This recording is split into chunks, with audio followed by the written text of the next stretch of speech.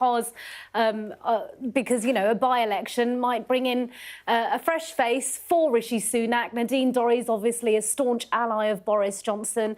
Fresh faces coming in, not a bad thing for Rishi Sunak. But what's interesting, it feels slightly to me, Liz, a bit like when the resignations came in, you know, a denouncement came in against Boris Johnson on that day, when we saw the Sajid Javid and Rishi Sunak resignations from cabinet. And today we're seeing a kind of flurry of Boris Johnson allies doing the same, similar to Rishi Sunak. Well, Rishi Sunak will hope that these resignations and people standing down from Parliament are not as damaging as those resignations were at the time, because, of course, in the end, that culminated in the end of Boris Johnson's premiership. But look, this is the last thing, really, that Rishi Sunak wants. I mean, what we know about the honours list, there were MPs that were potentially being lined up for peerages, including Nadine Dorries. And the rumour in Westminster was that number 10 didn't want those MPs to stand down now to enter the Lords in the future, and that was because he didn't want to trigger by-elections. And all of this, of course, is because the Conservatives are still doing really badly in the polls. The last thing they want to do is go to voters and have electoral contests, that, especially in the run-up to a general election, because, to be perfectly blunt about it, they are worried that they will lose. And so 2 by-elections is the last thing on Rishi Sunak's list. You know, we've seen him this week meeting President Biden. He's going out and about on the world stage. He wants to be seen as a global leader in AI, talking about tech policy. You know, he is in the wake of the Boris Johnson premiership and then the Liz Truss premiership, and he has been trying to rebuild the credibility of the Conservative Party. Boris Johnson will not go away. Time and time again, he's stealing the limelight, as he has done tonight. And let's just remind our viewers that Boris Johnson has quit as an MP. He has curbed the Privileges Committee's ability to do that. So he's released this statement. It says, "I've received a letter from the Privileges Committee making it clear, much to my amazement, that they are determined to use the proceedings against me to drive me out of Parliament." What's interesting is further down he says, and we should also say that he says, "I take my responsibilities seriously. I did not lie, and I believe that in their hearts the committee know it." But what's really interesting, I've been reading this, it says, "Their purpose from the beginning has been to find me guilty, regardless of the facts. This is the very definition of a kangaroo court." Extraordinary wording there for a Commons Privileges Committee. And then he says, "Most members of the committee, especially the chair, had already expressed deeply prejudicial remarks about my guilt." Liz, let's bring in Beth Rigby, political editor, of course, who's on the line with us too. Beth, an extraordinary turn of events tonight. Boris Johnson has decided to quit as an MP. Yeah, I mean, this is obviously a huge moment for Westminster. It was but months ago that people thought that Boris Johnson might even take another tilt at the leadership, or should Rishi Sunak lose a general election, could Boris Johnson come back as leader of the opposition? But he tonight has announced that he is stepping down from his marginal seat with immediate effect. And basically saying that he believes that the Privileged Committee is trying to drive him out of Parliament because they are going to recommend this suspension of more than 10 days. That could trigger a recall petition. That is when, if enough constituents decide that they can force a by-election, and he's decided to take the bull by the horns, if you like, and move first. But this is a huge moment. He's standing down with immediate effect. It's unclear about what that means for his political future. Might he try and return in another seat at the next general election? Simply don't know right now. But this obviously is an earthquake moment in Westminster, that the former Prime Minister that people thought might have another tilt at the leadership clearly didn't want to be forced out of office last July. The fact that he is now standing down, that has huge implications for the Conservative Party and for Rishi Sunak. And Beth, let's talk about this in the context of the Conservative Party. There's a part of the statement that says we must not be afraid to be a properly Conservative government. What does this mean for Rishi Sunak? Just earlier today, Nadine Dorries resigned as MP, and she was, of course, a staunch ally and supporter of Boris Johnson, wanting him to make a comeback, but now he's resigned. Well, I think what this does is it blows open, if you like, some of the tensions that have been simmering between different wings of the party about the Rishi Sunak approach to tax and spend, taxes at a post-war high, many Conservatives agitating for tax cuts, but this is a Prime Minister that is trying to grapple with these twin pressures of avoiding recession and also trying to drive down inflation, interest rates going up. It really is a difficult economic outlook for the Prime Minister. And in the letter, there is no doubt that Boris Johnson is taking a swipe at the current Prime Minister. He says our party urgently needs to recapture its sense of momentum and its belief in what this country can do. He says we need to cut business and personal taxes, and not just as pre-election gimmicks, rather than endlessly putting them up. He then goes on in a direct criticism, if you like, of Rishi Sunak to say, why have we passively abandoned the prospect of a free trade deal with the US? Why have we junked measures to help people into housing or scrap EU directives or to promote animal welfare? So this, a former Prime Minister deciding to quit, and setting the house on fire, if you like, as he goes. I mean, if you think about what he's saying about the free trade agreement there, this was a Conservative manifesto promise of 2019, put in place by Boris Johnson. He promised in that manifesto that there would be a free trade deal with the US by the end of 2022. You've seen our reporting from Washington this week, in which this is very much on the back burner, with Rishi Sunak completely kind of giving up any attempt to even try and put it onto the table with President Biden, and the Prime Minister extremely critical of that. And then when it comes to business and personal taxes, needing to cut them, he says not just as pre-election gimmicks. That's a shot at Rishi Sunak over the idea that he will, try and cut personal taxation just ahead of an election to try and drive a bit of feel-good factor into the electorate in the hope that they might swing for him in the election. And what Boris Johnson is saying in these criticisms is he's voicing what a lot of Conservative Party members feel and MPs feel, but which has kind of been kept under the radar in a sort of effort for the party to show some unity.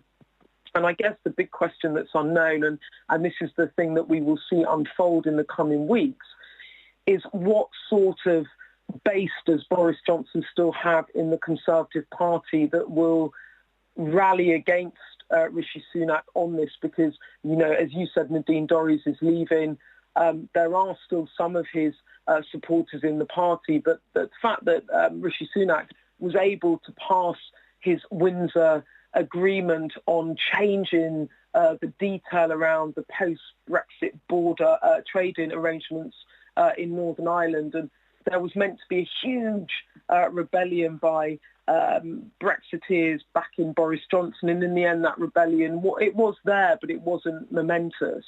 And so I guess the question is that if Boris Johnson quits Parliament and the ringleader goes, who takes up the mantle? Is it a Liz Truss? Is it a Priti Patel who's just been honoured in Boris Johnson's honours list? So it's a huge moment, and we've got to see how it plays out and whether his departure and his direct attacks on the Prime Minister really unsettle and blow up potentially even this kind of delicate truce that has been in the parliamentary party since Rishi Sunak became Prime Minister, and since many Conservative MPs realised that the debacle of the Truss regime meant that however they felt about Rishi Sunak or his policies, they needed to get behind this guy in order just to settle the party and look credible for the electorate. And, you know, how destabilising will Boris Johnson's bombshell be for Rishi Sunak? I think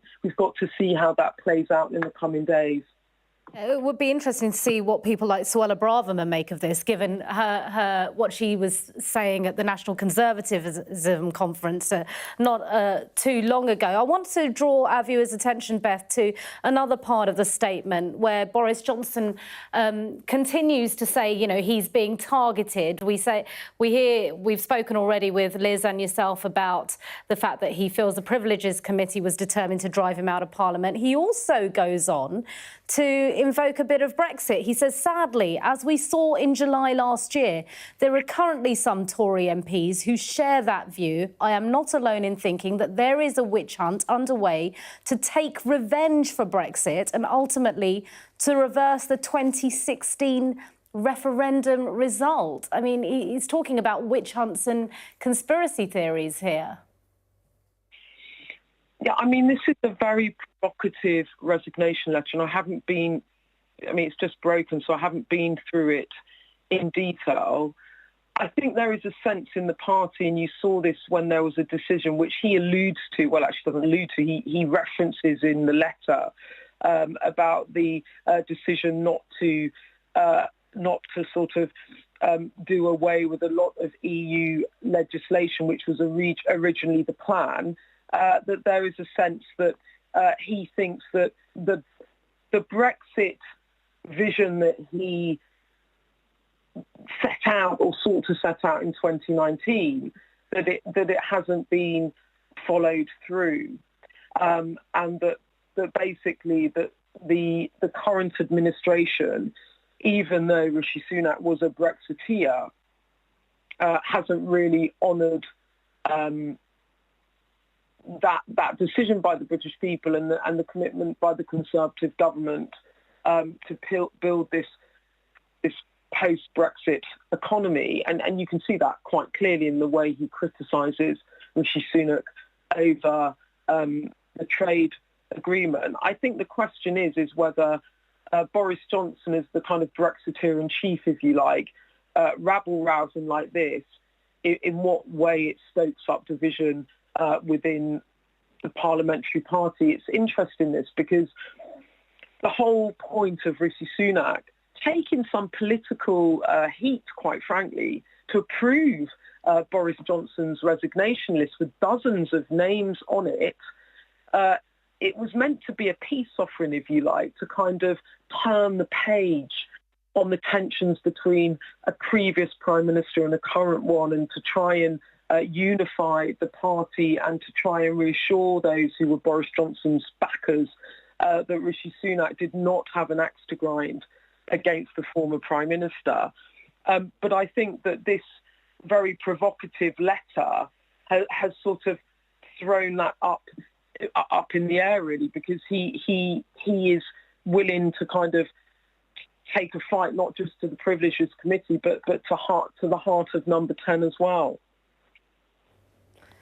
Yeah, and Beth, let's talk about what, I mean, it's speculation, isn't it, but what he might do next. I mentioned the National Conservatism Conference. Of course, Nadine Dorries and supporters like her always wanted Boris Johnson to kind of make a comeback. Are we potentially seeing a splinter group of the Tory party and a sideline party coming out of this? I mean, it's just simply too early to speculate in that way. The grassroots movement that has been set up by Boris Johnson supporters is a movement within the party to try to get back to what someone like Priti Patel would describe as the grassroots operations. What Boris Johnson does and whether he still sees he has a political career. I think there's lots of questions here. Does he now resign from Uxbridge and try and come back in another seat? I don't know. I mean, he could do that if he chose to. He could maybe try and go for mid-beds with Nadine Dorries. I mean, there are lots of Conservative associations that would be delighted to have Boris Johnson as their Member of Parliament. Does he decide that this is it now and that he wants to go and make even more money than he's made since leaving office, and sort of move out of public life. I mean, the thing I would say is that the positioning of that letter is not someone who wants to go quietly or thinks the game is up, in the sense that he is throwing down a number of gauntlets about how he thinks Brexit's been done wrong, how he thinks Rishi Sunak is not running the Conservative Party and government in the way that he thinks it should, and what he thinks could be done better and differently. And, you know, you have to say that as an observer that has followed him closely for many, many years, that's the sign of someone that's, you know, perhaps preparing for another chapter in some guise. I should say I have checked with his people to try and get some sense of what's going on in terms of what he does next, and they're saying at the moment that they have nothing further to add to the statement that Boris Johnson has just put out. OK, and Beth, let's talk about, let's take it back to this statement, how it started, and the criticism of the Privileges Committee and the people on it, including, of course, the chair, Harriet Harman. What does it mean for a former Prime Minister to attack and criticise a Privileges Committee in this way? Well, look, I think the point about the Privileges Committee and Boris Johnson is from the very get-go, there were questions put out by the Johnson camp about the legitimacy of the committee, the political angling of the committee, the way in which the committee was trying to expand the remit. These were all arguments put forward by the Boris Johnson team, even going into these hearings. So it was already extremely tense. And the one thing I remember when I was covering it that we stressed was that if Boris Johnson came out of the process with a heavy sanction, and there was talk about whether or not in the end the committee might, you know, slap him on the wrist, but not recommend the most stringent of sanctions, which was a 10-plus day suspension, which could trigger a by-election, that was the kind of dynamite moment. And would the committee sort of step back from that? Now, it's clear from what they have said to him that they haven't. When I was reporting about that committee and listening to the hearings, I mean, the thing that I picked up from those around him and those who supported him was that he questioned the legitimacy anyway, and certainly if the findings landed in a way that was really detrimental to him, that he would challenge the legitimacy of the committee. So it doesn't surprise me that is where we ended up. He was challenging the legitimacy of this going into the hearings. And it's turned out in a way that is really, really damaging to him. So he has, you know, questioned the legitimacy of the committee. I mean, I think that was, to be honest, to be expected. Beth, for the moment, thank you. Stay with us, though. We'll be coming back to you, no doubt. If you're watching Sky News and you've just tuned in, we are bringing you the breaking news that Boris Johnson has quit as an MP. He stands down effective immediately. He's released a damning statement of his treatment by the Privileges Committee and says this is a witch hunt against him. Let's speak to former advisor to David Cameron, of course, the former Prime Minister David Cameron, Sarah Southern, who joins me on the line now. And Sarah, I know that you've managed to have a brief look at this lengthy statement.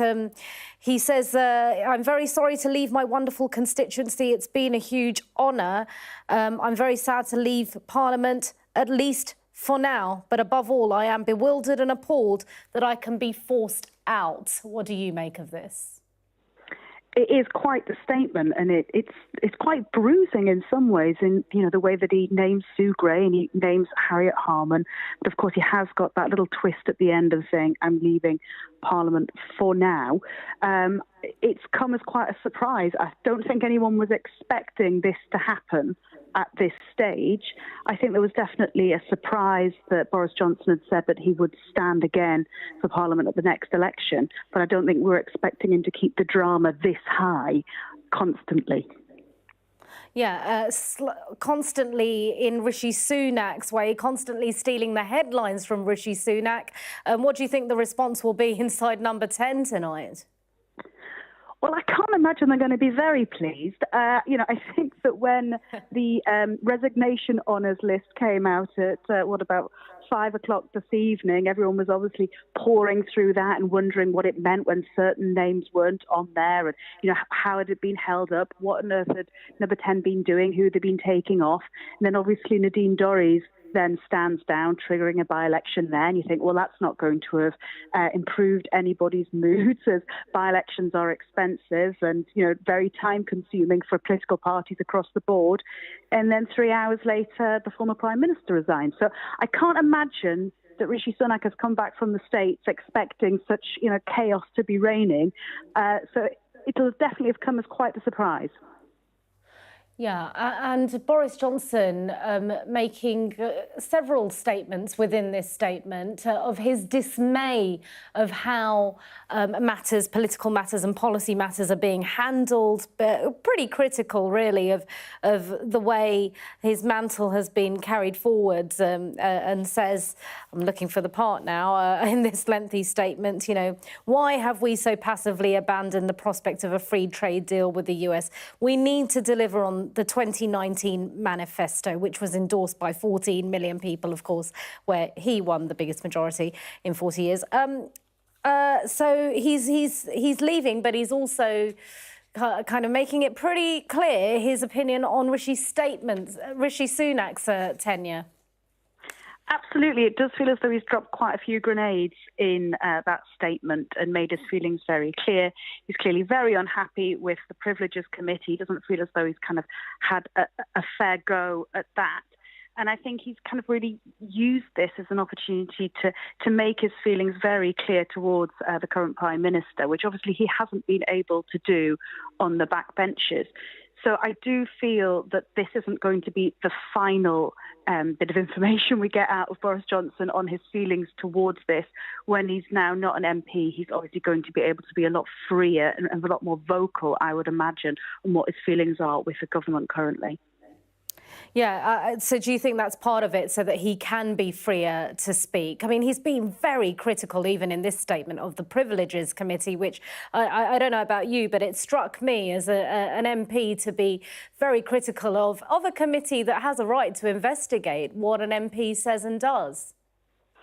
Absolutely, and certainly kind of in the quick read-through that I've given of the statement, it felt as though initially the first few paragraphs, it's as though he's just come to the end of his tether, as it were, with the Privileges Committee, and he doesn't like the way that he's being treated. Now, whether he's right or wrong in that isn't kind of for us to decide, but he's obviously got to the point where he's thinking, I'm not going to allow you, the Privileges Committee, to determine the outcome of what I'm going to be doing. I'm going to take control. The easiest way for me to do that is to just step away, call a by-election, not be in Parliament anymore. Whether that is the end of his political journey, who's to know? Right, Sarah Southern, for now, thanks very much indeed. Let's bring back in our political correspondent who's sitting here in the studio with me, Liz Bates. And Liz, I mean, what a day. We started with Nadine Dorries saying she's not going to resign, she won't trigger a by-election. Then Nadine Dorries triggering a by-election by resigning quite dramatically.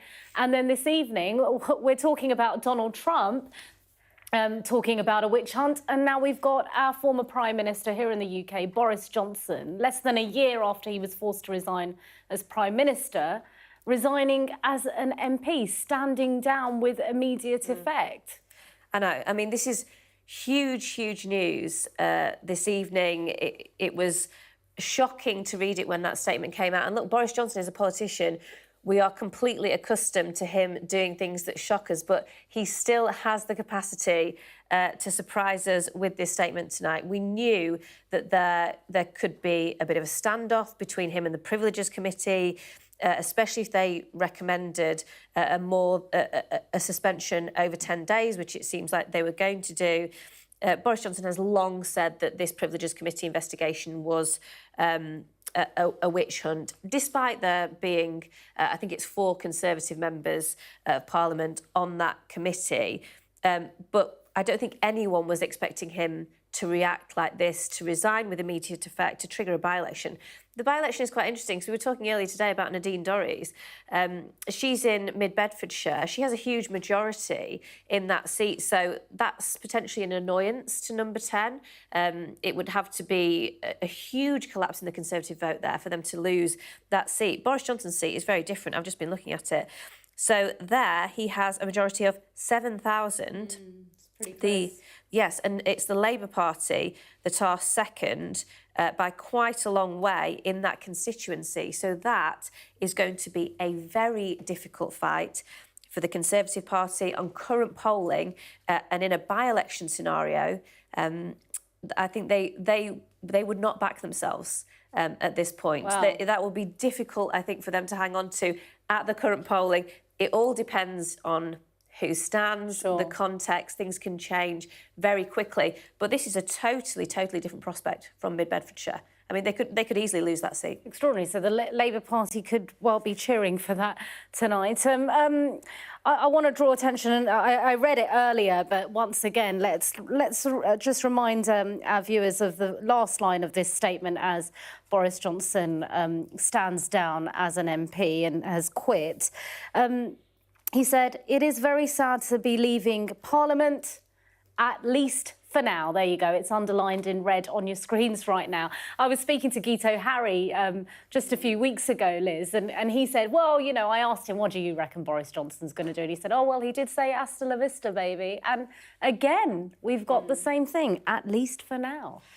That's exactly the moment that came into my mind when I read at least for now. It reminded me of that moment in Parliament where Boris Johnson, having been forced out by his own party after maybe over a year of scandal, and in typical Boris Johnson fashion, he didn't seem to be particularly humbled by the circumstances of his departure, and instead a kind of veiled theatrical threat that he would return to politics, frontline politics, we thought at the time, because he was going to the backbenchers.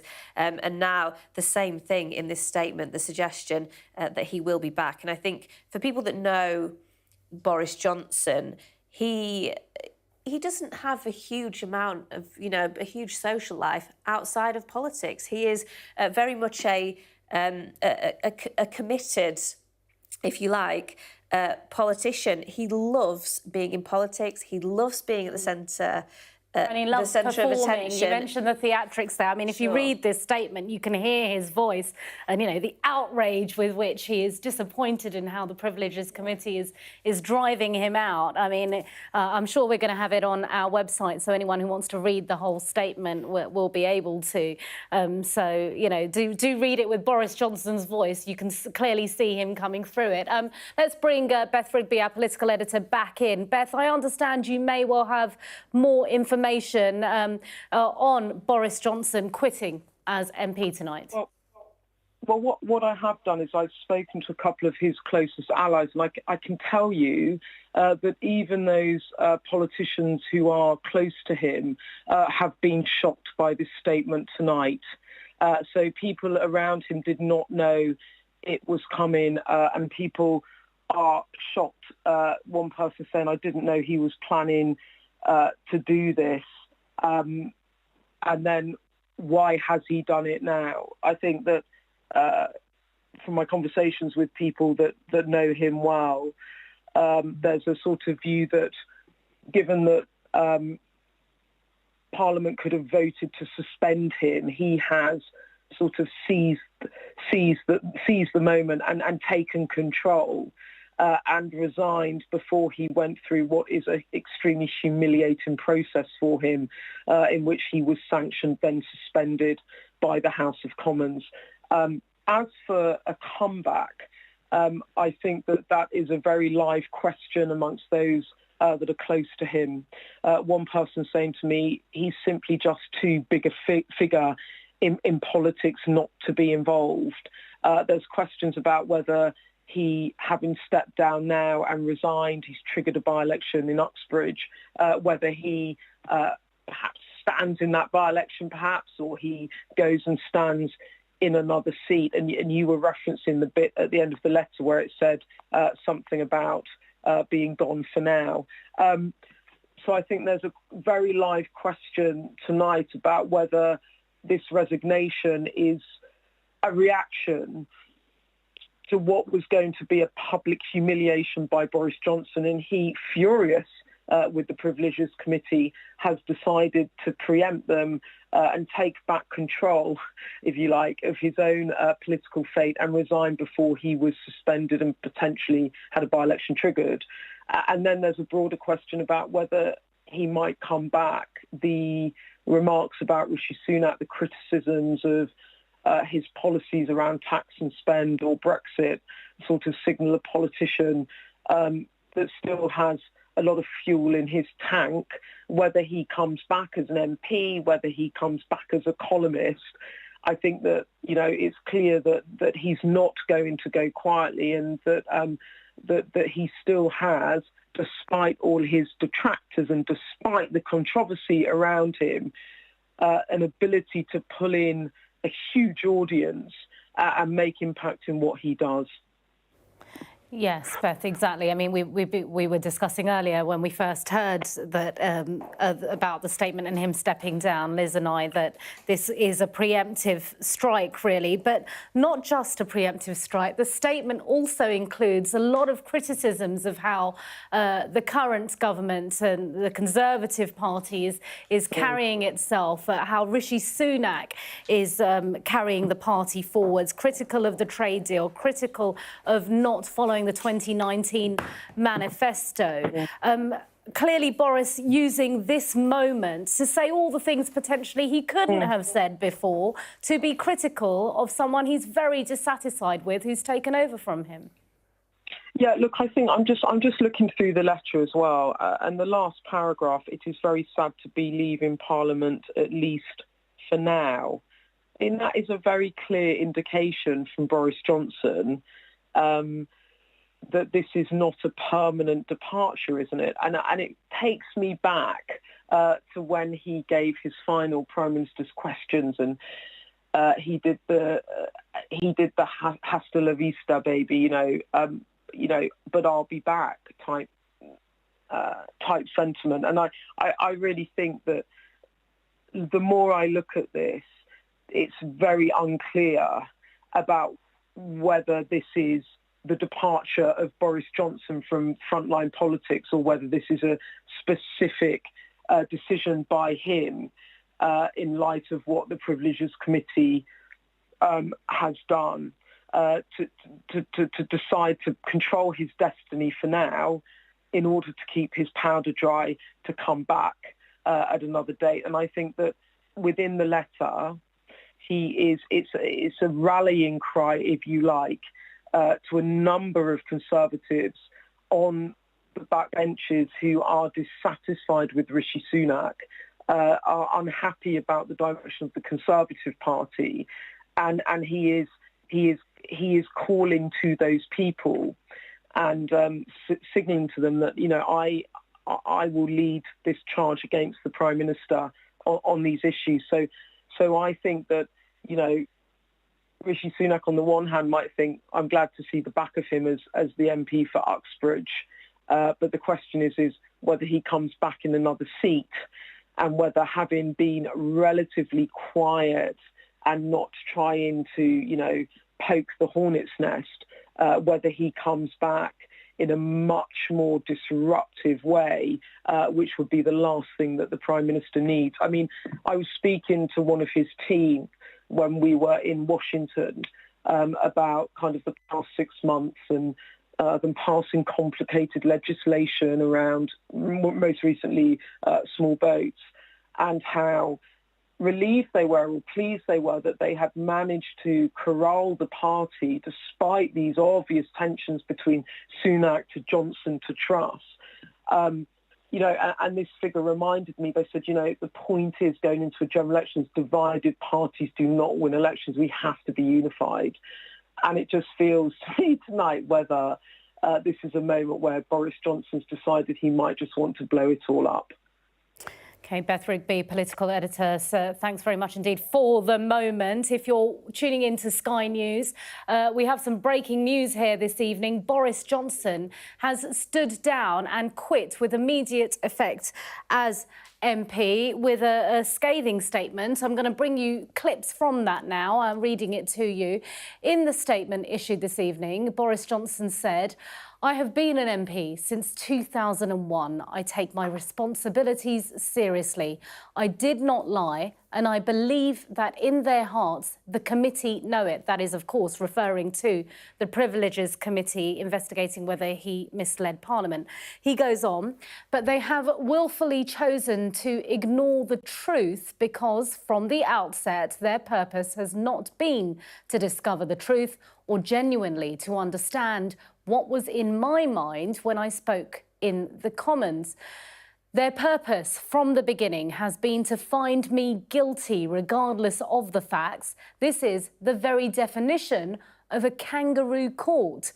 It is very sad to be leaving Parliament, at least for now. But above all, I am bewildered and appalled that I can be forced out anti-democratically by a committee chaired and managed by Harriet Harman with such egregious bias." Well, let's bring in our deputy political editor, Sam Coates, who's in the studio with me tonight. Sam, there's a lot to digest in this statement, a lot of accusations there. What do you make of all of this? So here we have Boris Johnson departing Parliament for the second time. He, of course, stood down to be London Mayor once before. So he is a man that has shown he can come back. But I do wonder, this is a resignation letter written in rage. It's written in rage that finds fault with so many on his own side, so many in the civil service, so many on the opposition benches. He feels trapped like a caged animal, a victim of what he appears to suggest is a mass conspiracy against him. And in the light of that overwhelming force that's being deployed against him, he now feels that there is no option but to stand down and trigger a by-election in his Uxbridge constituency. Now, I actually wonder whether what we're witnessing tonight is the end of Boris Johnson as a big political figure in our politics. Because if you just pull the camera back a bit, you know, this was a figure who didn't really have the numbers in Parliament. He was out of Parliament a lot, earning huge amounts of money in speeches. There was an alternative path for him. He has no chance, really, of becoming leader of the opposition. His best hope was to be the kind of media clickbait and the kind of fandom guy of a small number of Tory MPs. But that is not a path that takes you back to being Tory leader.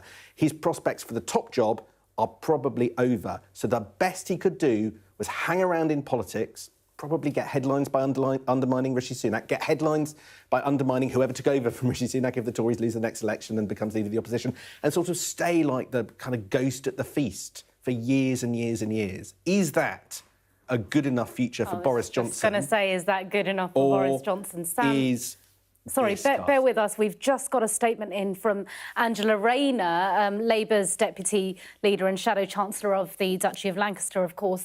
She's released a statement saying the British public are sick to the back teeth of this never-ending Tory soap opera played out at their expense.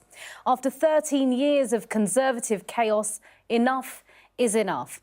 It's time to turn the page with a fresh start for Britain, with a Labour government focused on the people's priorities of tackling the cost of living crisis and building a better future. Sam, I mean, a lot of this is often to do with the infighting in the Tory party, isn't it? And the differing views, and they can't seem to agree on what to do and how to go forwards. And Boris Johnson, as you say, making this explosive, kind of petulant statement.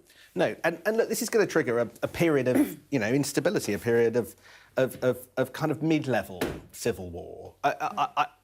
let's put it in context, because the last few years have been extraordinary in British politics. I think it's important to say what tonight it doesn't feel like. It doesn't feel like the beginning of a coup. It doesn't feel like there is any serious attempt to any discussion that people might come for Rishi Sunak as a result of this action. There will be grumbling. There will be anger amongst a minority of Tory MPs about what they think of as being an assault on Boris Johnson, who won that 2019 election, that they see is unnecessary. Some of the reactions you've heard, you've seen Simon Clarke saying, well said Boris Johnson. I've been leaked a WhatsApp message from Andrea Jenkins, again, in which she says, agree, well done, Rishi, for starting this nonsense. Right, so that's a criticism of Rishi Sunak for the role that she perceives Rishi Sunak has played in getting to where we are. By the way, Downing Street deny that. But that, from Andrea Jenkins, who is just about the biggest supporter of Boris Johnson, is not more aggressive than that. It's not a declaration of war. It's a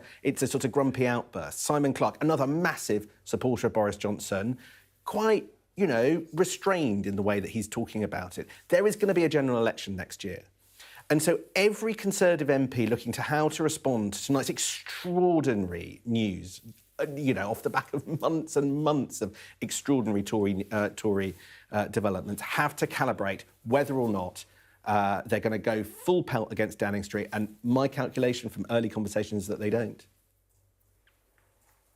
OK, Sam Clarke, thanks very much indeed. Sam Coates, sorry. I've got too many MPs' names going tonight. And let's bring in another one. Michael Fabricant has just, I'm guessing, tweeted, and my producer, Johnny's just sent this to me. It says, disgraceful treatment of a political leader who has made world history by achieving Brexit and leading the Conservatives to a landslide general election victory. I understand, I think that we can now also bring in former government minister Anna Soubry, who joins us with her reaction tonight. Anna Soubry, this was once your party, the Conservative Party.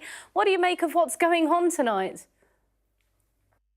Well, it's a shameful moment, though there's some joy that Boris Johnson is standing down as Member of Parliament. I think it's really important to remind everybody that this Privileges Committee has a Conservative majority.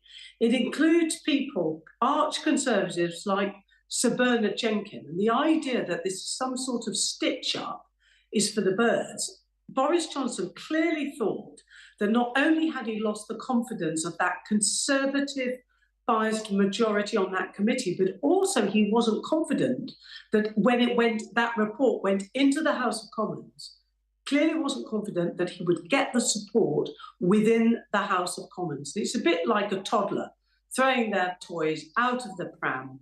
And so he stepped down, leaving his poor constituents in yet more difficulty, having no doubt served them particularly badly over the time that he's been their member. But I think there's something else in all of this. And look, I'm not the biggest fan of Angela Rayner, but I think she's put her finger absolutely on it. Tonight across the country, there'll be many families wondering if they're going to make it next week. When they look at their family budget, the cost of living crisis is real for people right across our country from all sorts of backgrounds. And yet again, what we see is a psychodrama in the Conservative Party when, frankly, there are bigger issues that a government, a responsible government, should be looking at and addressing and being there to help people. And instead, we have this pathetic farce generated, as ever, by the great egotist and charlatan, Boris Johnson. Well, you're not mincing your words there tonight, Anna. So let's talk about Boris Johnson's statement and the kind of, as Sarah Southern put it earlier, the grenades he's thrown in his wake as he resigns as MP, criticising Rishi Sunak's policy, criticising the lack of a US trade deal. Sky News covered that from Washington this week.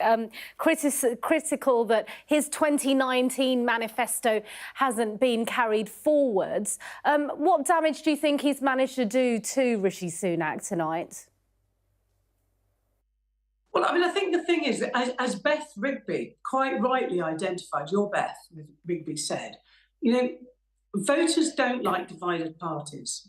And that is what they will take away from all of this. They're frankly, I don't think they're really interested in the nuances of of whether or not Rishi Sunak has delivered on a Brexit deal with America that was promised in the 2019 manifesto. I mean, I would say being, with the views that I do about Brexit, this is another terrible lie that was actually told by people like Boris Johnson.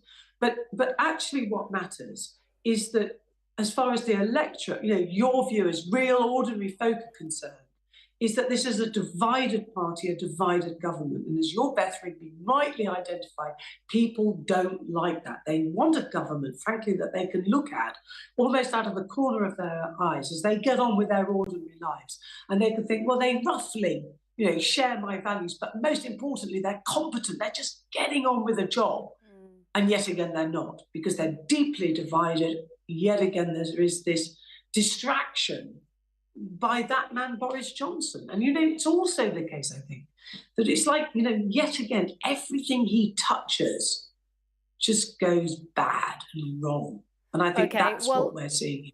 And will he? We've got about 30 seconds for your answer, Anna Soubry. But do you think he'll make a comeback? Look, when he resigned as Prime Minister, he said "Hasta la vista, baby." And now tonight, as he's resigned as MP, he said, "I am now being forced out of Parliament by a tiny handful of people, I am going for now."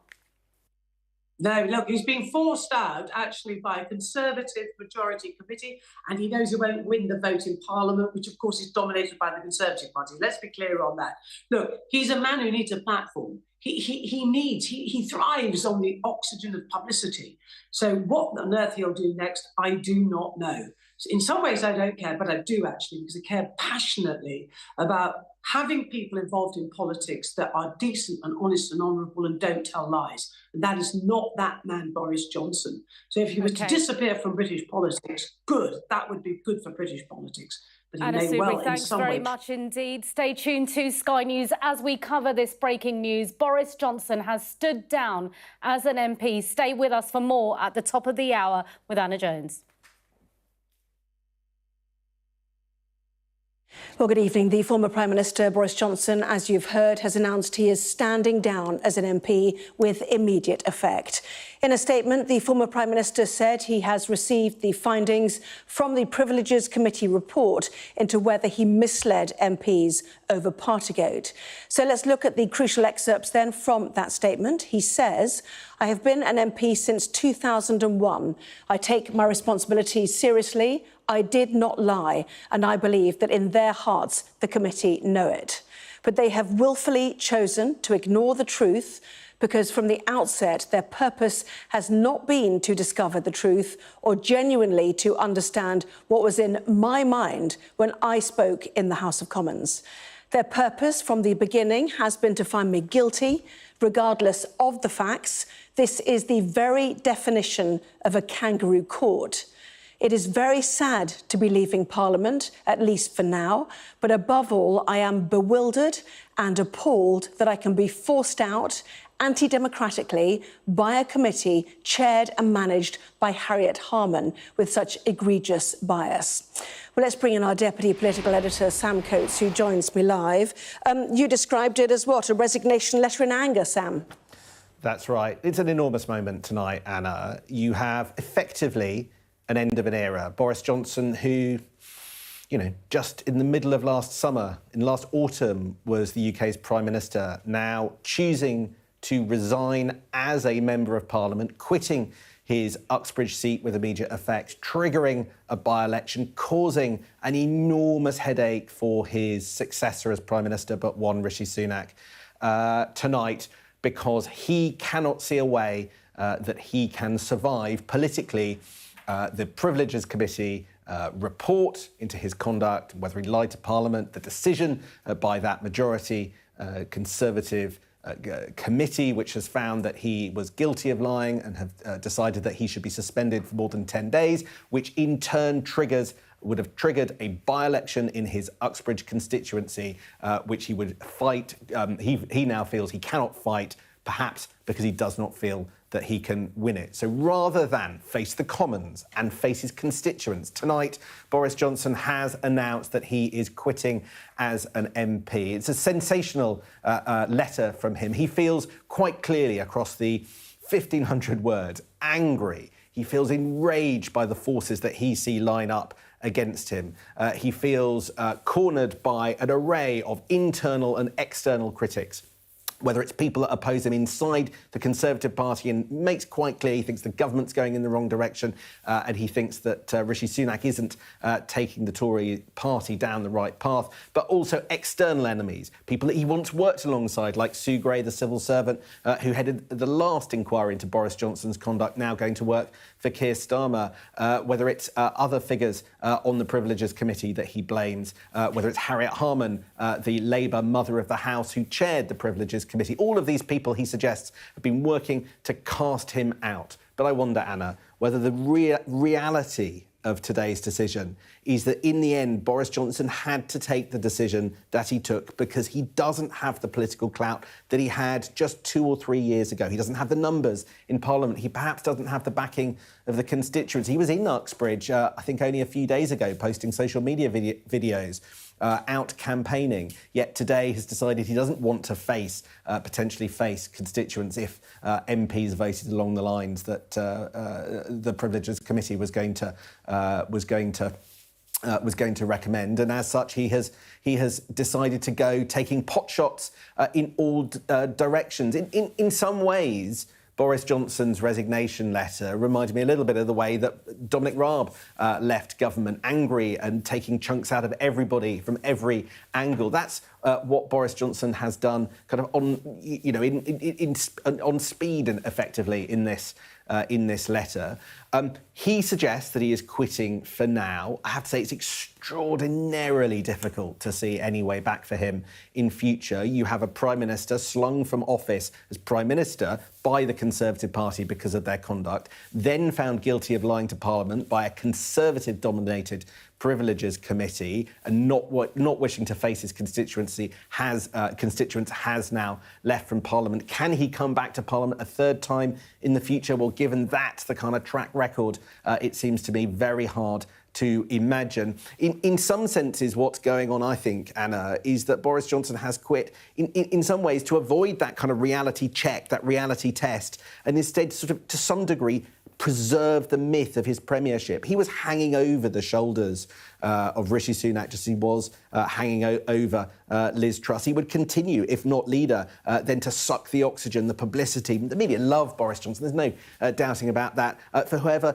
if the Tories lose the next general election, whoever came next, whoever succeeded Rishi Sunak, should he have to stand down. And I think in that reality, Boris Johnson's role, if he stayed in Parliament, was to be a perpetual irritant to whoever was in charge of the Conservative Party. But there probably was no path back to him doing something more than that. So to preserve his reputation as the man that won that extraordinary general election victory in 2019, took the country through COVID and delivered the vaccine, and then was effectively something of a wartime leader steering the country through Ukraine, he now wants to depart on his own terms, saying that he's been thrust out by enemies working against him and a Conservative Party not willing to stick up for it. But I think the reality is he just cannot rely on people on his own side to protect him against the full force of what's about to hit him with this Privileges Committee vote. Well, I had looked forward, he said, to providing enthusiastic support as a backbench MP, notwithstanding what you said as a perpetual irritant. He went on to say Harriet Harman's committee has set out to make that objective completely untenable. The committee's report is riddled with inaccuracies and reeks of prejudice, but under their absurd and unjust process, I have no formal ability to challenge anything they say. He goes on to say that many or most members of the committee, especially the chair, had already expressed deeply prejudicial remarks about my guilt before they'd even seen the evidence. They should have recused themselves. There's a lot of anger in this. But we woke up, didn't we, to headlines that peerages in his honours list would be scrapped in order to avoid by-elections. And here we are with two. That's right. Very important to say, by the way, Downing Street deny that Rishi Sunak did remove Alok Sharma and Nadine Dorris from the peerages list. They say that the peerages list that went to the King for approval was the one submitted by the committee that kind of vets these things. So there is a sort of gap between what allies of Boris Johnson claim happened over the last 36 hours and what allies of Rishi Sunak say. But nevertheless, Boris Johnson has gone on a day that he has installed quite a lot of his supporters in the House of Lords. We saw figures like Ben Houchen go there. He's the Tees Valley mayor. He's got his press secretary has also gone there. You know, in some senses, the House of Lords is the alternative centre where quite a lot of Boris Johnson supporters have ended up. As a former Prime Minister, could he end up in the House of Lords? I think that's an interesting question to chew on in the next couple of days. But I think the main focus of the next couple of days will be just how much fallout is there in the Conservative Party over Boris Johnson's resignation. Now, to my mind, the kind of response from allies of Boris Johnson, apart from Nadine Dorries, but for most allies of Boris Johnson, has been relatively calibrated not to sort of trigger internal war inside the Conservative Party. But, I mean, we could nevertheless get ministerial resignations or MPs standing down just to try and give some momentum to the trouble that Boris Johnson is causing Rishi Sunak tonight. But I think that there is a lid, there is a ceiling on the amount of difficulty that even if he wants to, Boris Johnson can inflict on the current Prime Minister, simply because of the political reality that we are a year, maybe a little bit more out from a general election. The Conservative Party are well behind in the polls. They are trying, many MPs who want to cling on, are trying to do what they can to put the party in the best possible position in order to do well in the next general election. And doing that would mean not backing a kind of divisive, inflammatory internal row of the sort that we've had pretty much for the last 2 years in the Conservative Party, keeping a lid on the infighting that you could see triggered by this resignation, and just try and carry on, angry as they might be, furious with Rishi Sunak as they might be, but nevertheless not tearing another Conservative administration down because of how allies of Boris Johnson perceive that he has been treated. So I think that there is a ceiling to how much trouble this is going to cause. It's going to be a very, very, very painful weekend for the Conservative Party and into next week. But in 6 months' time, Anna, I do wonder whether we look back at this and you see that Boris Johnson probably had no path back to being Conservative leader, probably had no real future as a big figure in the Tory party for him. He's making huge sums doing corporate work, doing speeches, millions of pounds, every bit of which has to be disclosed on the public register. There is possibly a path for him to be joining the House of Lords. Did he really want to be the person who was hanging around the Conservative Party, disrupting successive Tory leaders by always being the person that got the media attention, the spotlight hogged for month after month? Or did he decide, actually, because he doesn't have the support in Parliament, to actually make a real challenge to the incumbent, whatever he thinks of him? He cannot be sure that he'd win that Uxbridge by-election, the majority of which is probably not large enough to really be able to rely on. Instead, tonight has quit to preserve the myth of what Boris Johnson wants the Boris Johnson legacy to be. 7,210, I think, that Uxbridge majority for Boris Johnson. Sam, for the moment, thank you very much indeed. Let's bring in now the Deputy Editor of Conservative Home, Henry Hill, who joins me live. So is this the end of Boris Johnson as a political force? And if so, should we care? I mean, look, I predicted the downfall of Boris Johnson so many times that I need to caveat this extremely heavily, but probably. Right. I mean, he's leaving Parliament now. I don't see Rishi Sunak giving him a path back at the next general election. And then after that, he's not in a position. If he were in Parliament and the Conservatives lost the next election, there were certainly pathways in which he could become leader of the opposition. But now he's not going to be there at that crucial moment. So, yes, at least in this particular iteration of frontline politics, it does look like he's probably done. He can still be a destabilizing force. You know, he could get a TV show. That seems to be the vogue for current and former Tory MPs at the moment, but he won't be in Parliament. And that is probably, in the long run, a relief for Rishi Sunak. If you read through this extraordinary letter that he's issued, the sum up of it for me would be, first of all, I did nothing wrong. He's being stitched up. He talks about a witch hunt and a hit job. He's a proven winner in the polls, and he's effectively being junked wrongly. He was supportive of Liz Truss's agenda. He wants a pro-growth and low-tax Tory party, and real frustration too at Rishi Sunak's government on that free trade deal, abandonment with the US, on housing, on animal welfare. What's your reading of it? Well, I mean, it's fascinating to hear all of these like really detailed policy positions that Boris Johnson has. If only he'd had a chance to be Prime Minister and do something about any of these issues that exercise him so much.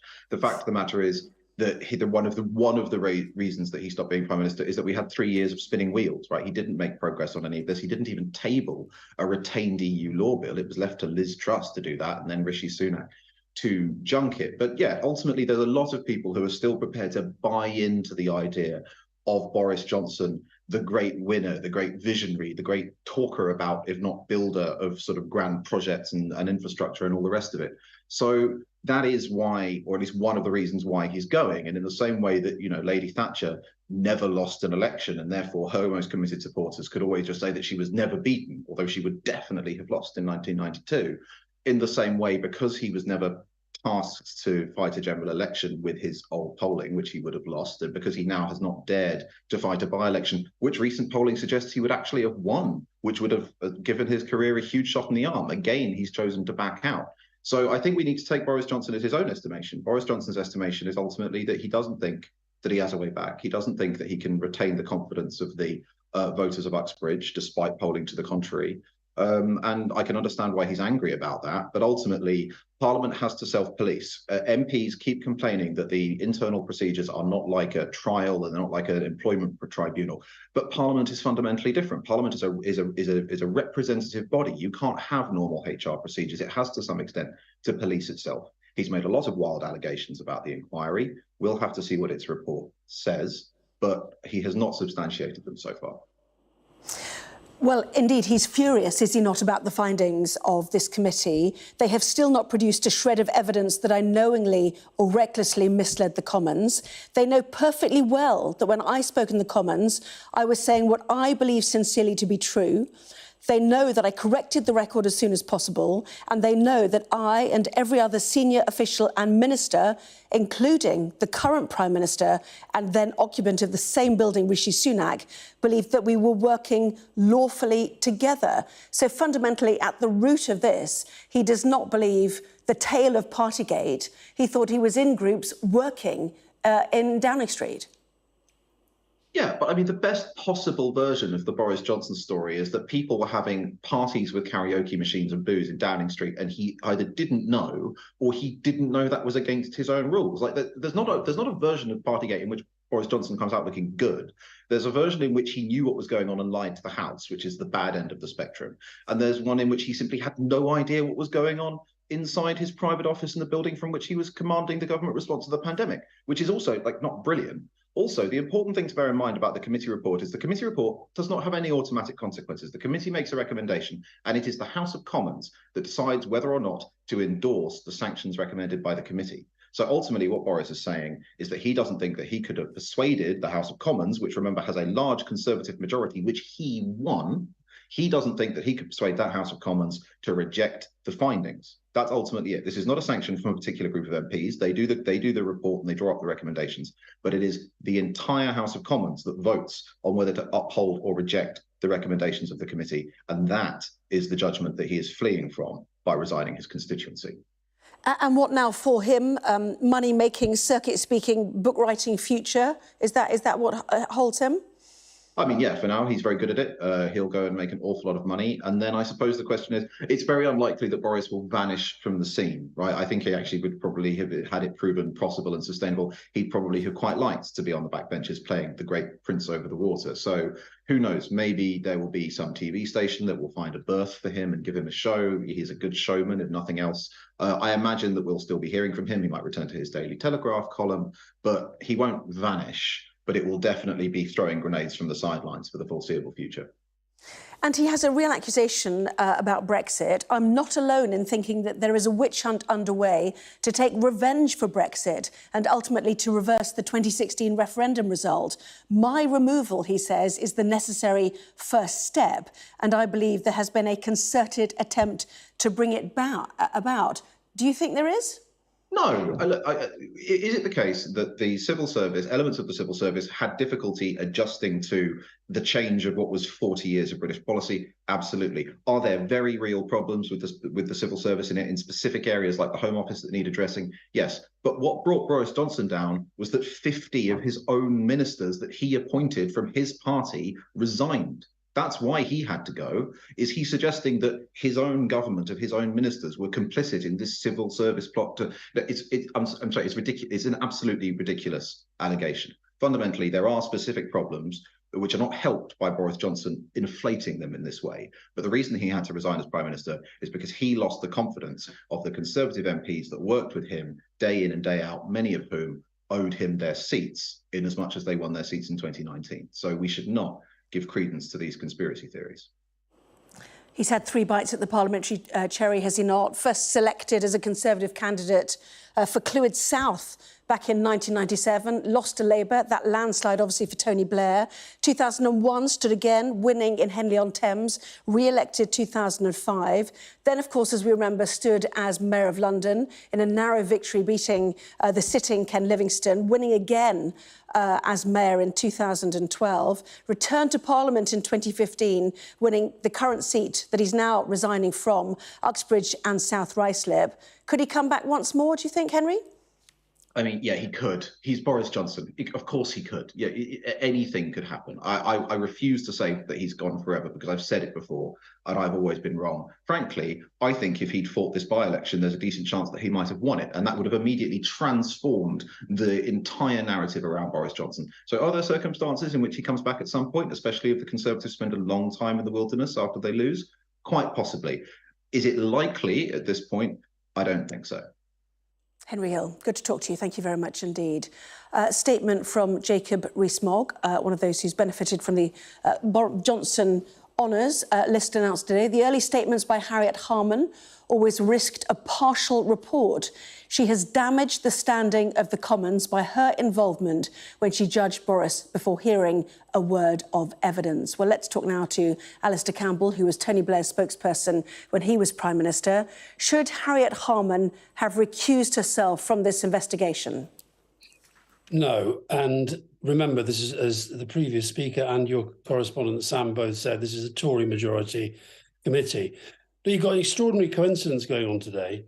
You've got Donald Trump in America and Boris Johnson in London doing exactly the same game, which is basically doing what they've done all their life, lying, not facing up to their own responsibilities, and having their enablers pretend that they were ever fit for public office. Boris Johnson, anybody who's ever known Boris Johnson knows that the guy was a liar, a charlatan, utterly unfit for public office. He's done fundamental damage to the country. He's done fundamental damage to the standards in public life. And his letter, his statement tonight, is utterly Trumpian. It blames everybody but himself. It rewrites history. And the sooner this turd is flushed down the toilet, the better. And I was interested in what Sam said. He said, of course, the media love Boris Johnson. That has been part of the problem through this whole story. Boris Johnson has never been fit for public office. And what he's doing tonight, he's trying to create the next chapter in the narrative of Boris Johnson and have his enablers and friends in the media and a dwindling bunch of politicians try to peddle that narrative to the British public. And I hope that finally the British public have seen through it. And I think they have. I think Boris Johnson, I agree with the previous speaker, Henry Hill. I think the guy's finished. He will carry on being a noise. He will carry on, as Henry said, throwing hand grenades. He will go off and do what he's always done, look after his own interests. Like Trump, he cares about one thing and one thing only, and that is himself. Well, to be fair, it's not the media, is it? It's been the public on a number of occasions. You know, he describes in this statement the massive majority he had, the biggest since the 1990s. As you know, he won in Labour London twice against a sitting Ken Livingstone. The guy's a winner in the country. That's the point, isn't it? Well, he's won elections for sure. He won an election as mayor, as you say, in what is effectively generally seen as a progressive city, and that's because he pretended to be a progressive. He won the referendum by lying. He won the referendum by pretending to be something that he wasn't. He won the general election by saying that he would get Brexit done with his oven-ready deal that was anything but. He won against Jeremy Corbyn. And as Sam and Henry were saying, he's now decided that actually he is probably better served for himself, which, as I say, is all he cares about, by trying to preserve the myth of the winner, which you are continuing to say. If Boris Johnson had hung around, he got expelled. He got kicked out of his own party. He's now been found by a committee of MPs, which includes, as I say, a majority of Conservative MPs, but he can't face that truth. He can't face that reality. So he has to make it about Harriet Harman, who has done far more distinguished public service than this guy has ever even dreamt of doing, and a number of Conservative MPs and SNP who are basically saying, whatever you were saying in the House of Commons and in the public at the time, you were lying. If a judge made deeply prejudicial comments about somebody before casting their judgment, they would be thrown out. And this is the accusation he has against people like Harriet Harman and other members of the committee who he said had already expressed deeply prejudicial remarks about my guilt before they'd even seen the evidence. He said, I did not lie. And I know you've called him a liar. I'm just, countering that with his statement. I did not lie. And I believe that in their hearts, the committee know it. They've willfully chosen to ignore the truth because from the outside, their purpose has not been to discover the truth or genuinely to understand what was in my mind when I spoke in the Commons. Well, that is classic Trumpian Johnsonism. That's what they do. The guy, look, so he is basically saying that every single MP on that committee is incapable of making their own mind up about facts as they're presented to them. You're showing pictures now of the committee inquiry. They sat there for several hours. They looked him in the eye. They listened to his answers. They set those answers against the facts as they knew them from what had been happening from other people who'd been stating what had happened in so-called Partygate. And I honestly think I really do think this is part of the problem. It's the guy, when we talk about Putin at the moment, we all say on the media, Putin, a proven liar. We have to be, surely your profession has to face up to this.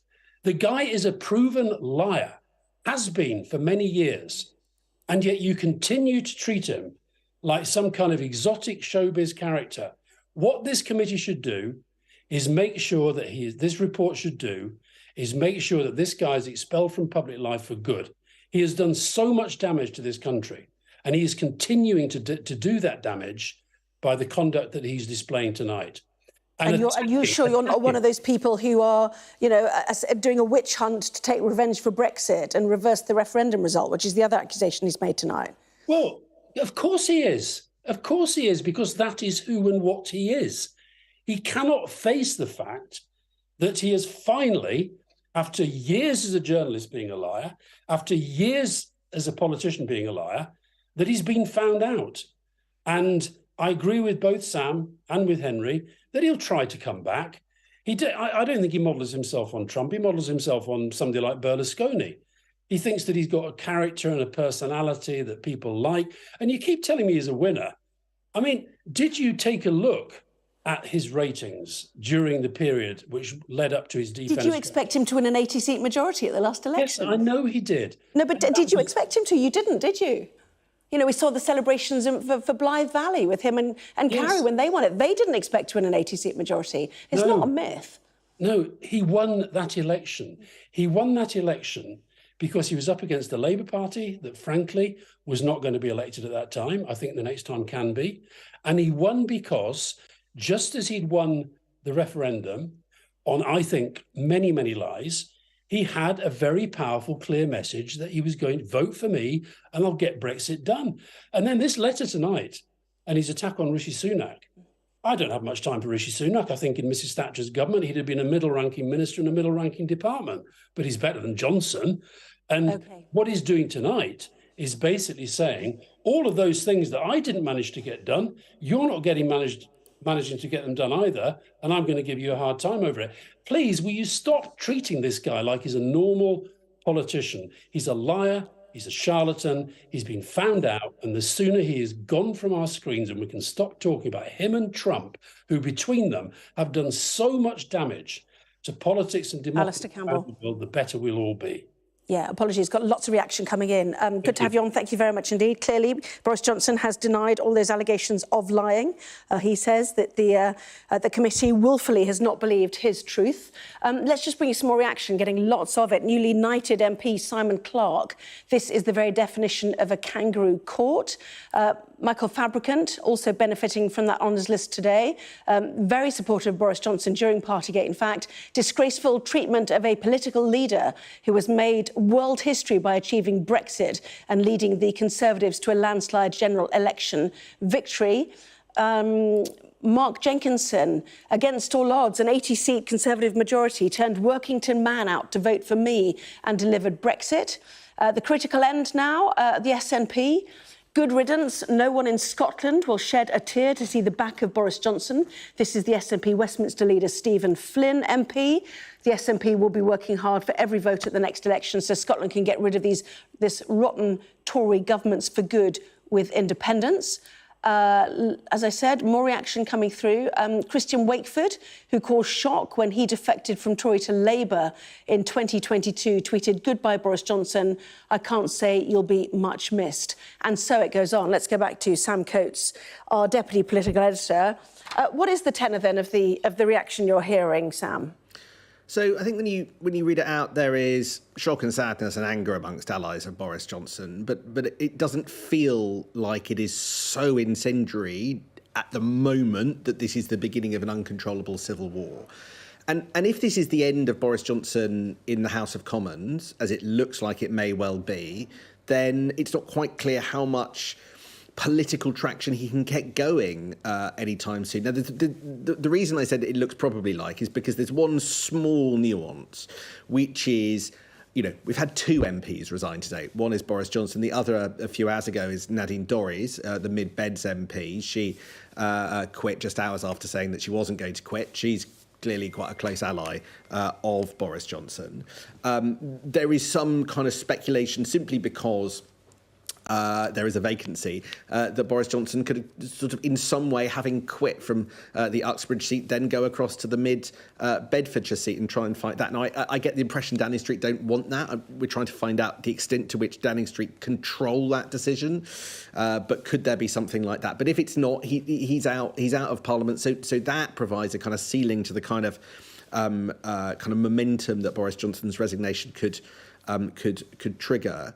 Because I think the question for Tory MPs is, do they want to agree with this line of argument? Now, I'm going to read you something from somebody called Peter Cruddas, Lord Cruddas. And Peter Cruddas is a big ally of Boris Johnson. And this is how he and some around Boris Johnson frame what's happened today. He said, Parliament just put two fingers up to the British electorate and said that we don't care who you voted for or the manifesto. We're in charge and we will do what we want. Parliament have forced out a democratically elected PM and MP and his manifesto. Democracy is dead. So the question for Tory MPs is, do they agree with that? Do they agree with an ally of Boris Johnson and implicit in Boris Johnson's argument in his own resignation letter that what has happened today is fundamentally anti-democratic? Or do they think that having been slung out of Parliament slung out of number 10 by a Conservative party and now being kind of, as it were, found guilty of lying to Parliament by a Tory-led Privileges Committee and then going to have to go to the constituents in his Uxbridge constituency and fight for his survival just as an MP? Has he not concluded that the risks of those things are too much? So it is his unwillingness to face democracy that's the issue here. And I think it's that choice that means that perhaps some MPs aren't coming out harder. Yes, there might be more Tory MPs quitting at some point soon to give this whole thing momentum. Yes, there is a small chance that against Downing Street's wishes, Boris Johnson tries to convince the Mid-Beds Conservative Association that he should immediately return to Parliament. But is that really the future that Boris Johnson wants? Is that really a person who probably has no path back to the leadership, hanging around, fighting a seat, becoming an MP, but remaining a backbencher and perpetually being an irritant of whoever is either in number 10 or just simply the Conservative Party leader? Is that the future he wants? Or by quitting now and creating the myth around what's happened to him, isn't that a better option as he goes off and spends more time making money, doing speeches, writing columns? I mean, who knows? Maybe he could be part of a bid to buy the Daily Telegraph, which appears to be up for sale at the moment. He's got plenty of money rolling in. The opportunities are boundless. Then he has his own media platform itself. So I think there might actually just be a more attractive life for Boris Johnson outside Parliament. And there are 20, 40, 60 very vocal Conservative MPs who like Boris Johnson, respect Boris Johnson, are horrified by the way that their own party, frankly, has treated him. But there are, of course, 300 plus Tory MPs and a much larger number who are not running to defend him tonight on the grounds that they know that to mount too vigorous a defence of Boris Johnson is effectively to cause problems for Rishi Sunak. They know that Britain goes to the polls next year for a general election, which could see the biggest risk of the Conservatives losing power since 2010. They know that prolonged infighting does not help. And however much Boris Johnson, who feels deeply injured, as you heard him say to James Matthews, the Sky correspondent, in that extraordinary and glorious confrontation in an American airport, he feels wronged. He feels he's been hard done by. But feels hard done by processes that are voted on and endorsed by MPs regularly who take part in the systems by which Boris Johnson has been sort of found to have lied to the Houses of Parliament. So, is it actually the case that Boris Johnson's just running away because his alternative to doing what he did tonight was to receive the verdict of the Privileges Committee that he appeared in front of a few weeks ago, see how MPs vote, see how many MPs on his own side vote for him and for what he believes in, and try and stave off an absolute humiliating potential end to a political career that saw him reach the very top of politics. Instead, he's trying to frame his own exit and go out with a pop, maintain his relevance, and ensure that he continues to be talked about. It has been an absolutely extraordinary roller coaster, but it does feel like the roller coaster is about to pause, politically at least, for some time. Sam, for the moment, thank you. Statement from the chair of Boris Johnson's local Conservative Association, Councillor Richard Mills. It has been an honour and privilege to have been able to work with Boris Johnson since he was first elected as our MP in 2015. Contrary to external perception, his commitment to the constituency over the last 8 years has been outstanding, and he has delivered for the communities across Uxbridge and South Ruislip. We respect his decision to stand down as our local MP in response to the outcomes proposed by the Parliamentary Privileges Committee in a coordinated campaign against him, reiterating Boris Johnson's own statement there. Sam, I think you've got more for us. Tell us more. So the one thing that people are discussing tonight is whether or not Boris Johnson could do a rat run, basically having quit Uxbridge, go and try and be an MP in Nadine Dorris' seat of Mid-Beds. I've just had a message from somebody inside the Conservative Association at Mid-Beds. They believe, having talked to people, there is no chance of Johnson going there. The local association has a good list of potential local candidates, and they think they're very determined to make their own choice, and it won't be him. They've been anticipating this, and they are not stupid. So that's a message from somebody in the Mid-Beds Conservative Association, looking to largely shut the door on Boris Johnson doing that rat run, which would represent the last chance of him coming into Parliament, back to Parliament, for any time soon. So it does look like it's farewell to Boris Johnson from frontline politics for the time being. OK, let's bring in now writer and journalist Harry Mount, who, amongst other things, is the author of The Wit and Wisdom of Boris Johnson. Good to see you. I've just got the front page of tomorrow's Sun in front of me. Bojo, I quit. A raging Boris Johnson last night sensationally quit as a Tory MP after learning the findings of a kangaroo court inquiry into Partygate. Your reaction? Well, that statement is astonishing. That Boris, one of the things he does in the flesh and on the page is always cover up his real thoughts with a mask, that Bertie Woosterish mask. I've never seen him write anything so angry. Normally, a resigning MP lies through his teeth and says, I'd like to support the current Prime Minister, in this case, Rishi Sunak. He doesn't bother with that. He does a fairly thinly veiled attack on Rishi Sunak. He's spitting blood, because he has always thought not only did he want to become Prime Minister, that he wanted to become a great Prime Minister, and there's no chance of that. And I'd have thought it's highly unlikely he'll ever make a comeback. He wanted to be Churchill, did he? He wanted to be Churchill. He famously, his earliest recorded saying to his sister, Rachel Johnson, was that he wanted to be world king. And he's not going to be that. And I heard that as recently as February, he was thinking he might be able to get come back as Prime Minister relatively soon. Well, that's all over. I also heard rumours that people were saying that the Privileges Committee would just give him a slap on the wrist, which clearly isn't the case. We haven't yet seen their report, of course, but he obviously has heard the summary of it. So it's an extraordinary shock, both the fact that the committee has obviously given a big suspension, and also the anger of his resignation statement. Why did he blow it then, and was he always going to blow it? Well, Boris is a keen classicist, and he will know that great people, as he sees himself as one, are brought down by hubris, but also the Greek word hamartia, a fatal flaw. And Boris is this very clever, very funny person, but he does have a fatal flaw. He's not great at telling the truth. And also, I think his downfall goes back to his failure to discipline Owen Paterson in 2021. He's not good at telling people off, which is nice in the flesh, but not good as a prime minister. That was followed up by Partygate. I've heard that he's kicking himself that he didn't just make guidelines about social gatherings rather than laws. If you make a law and then break it yourself, then of course you're finished. And then the third thing was his failure to discipline Chris Pincher in so-called Gropergate. And that, in a way, his fatal flaw is his kind of inability to tell people off, difficulty with the truth, and not really being able to impose discipline. Well, indeed, the front page of today's Telegraph started talking about Boris Johnson might be spared a by-election on whatever sanction is thrown his way by the Privileges Committee, suggesting they'd learnt their lesson about how MPs vote about this in the effort to save the career of Owen Paterson, which became a three-line whip for the Conservative Party and caused a great deal of concern. And as you said, began the rot which followed, didn't it? That's right, yeah, and combined with, any Prime Minister would find COVID difficult, but he obviously did break the rules there.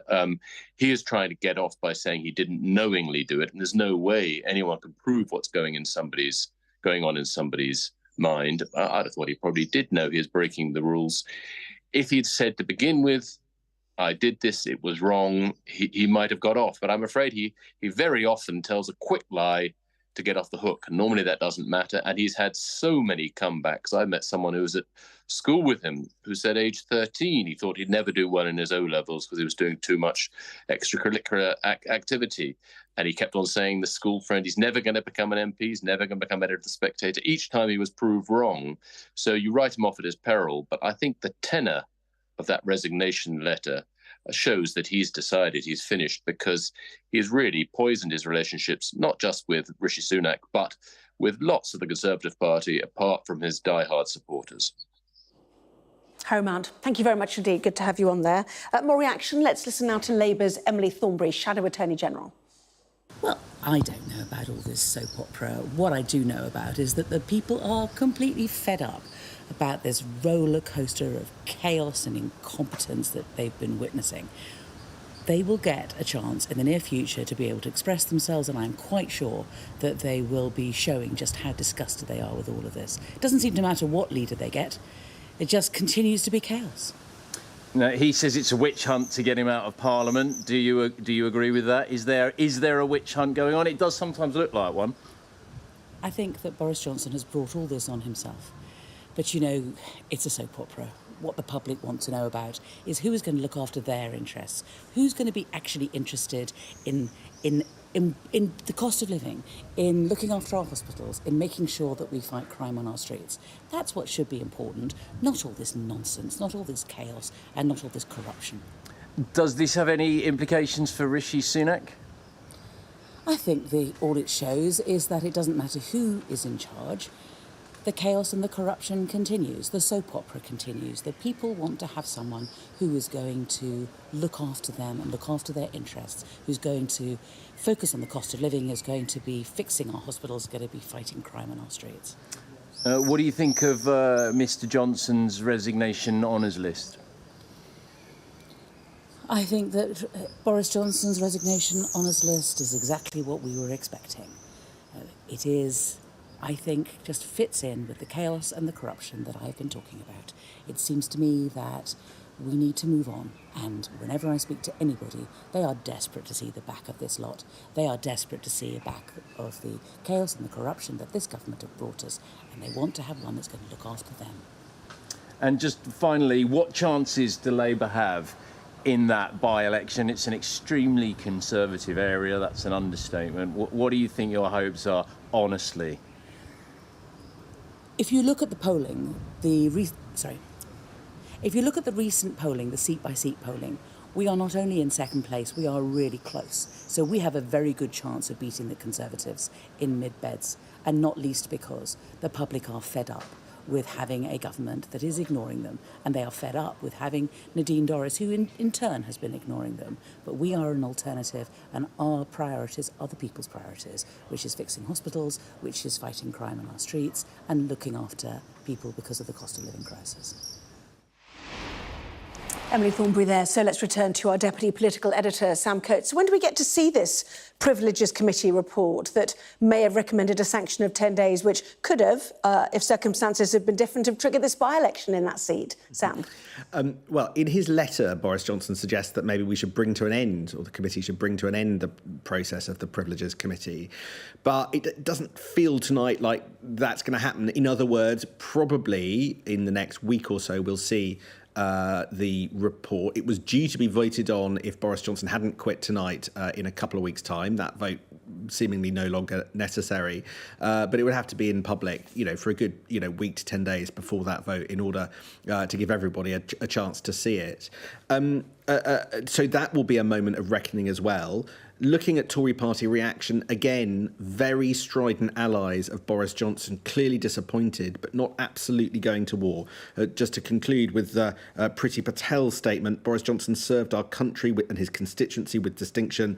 He led the world in supporting Ukraine, got Brexit done, and was the most electorally successful Prime Minister since Margaret Thatcher. Boris is a political titan whose legacy will stand the test of time. A heartfelt tribute there from Priti Patel, which you can see on the screen, but not an attack on Rishi Sunak, not a declaration of war, doesn't seek to deepen the pain inside the Conservative Party. That looks to me like some allies of Boris Johnson perfectly willing to draw a line under this episode rather than man the barricades and start a new civil war.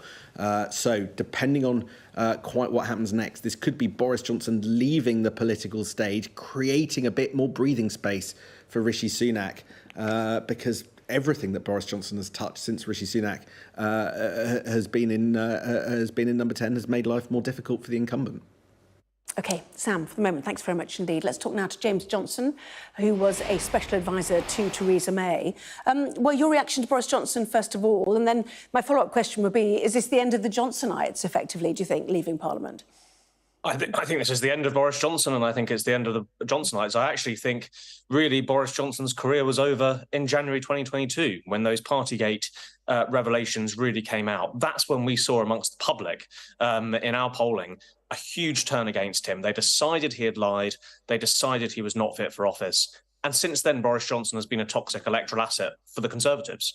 I think what we see today is the culmination of that story and an indication from Boris Johnson that he knew full well that he wouldn't be able to win that by-election if it had taken place in Uxbridge in a few weeks' time.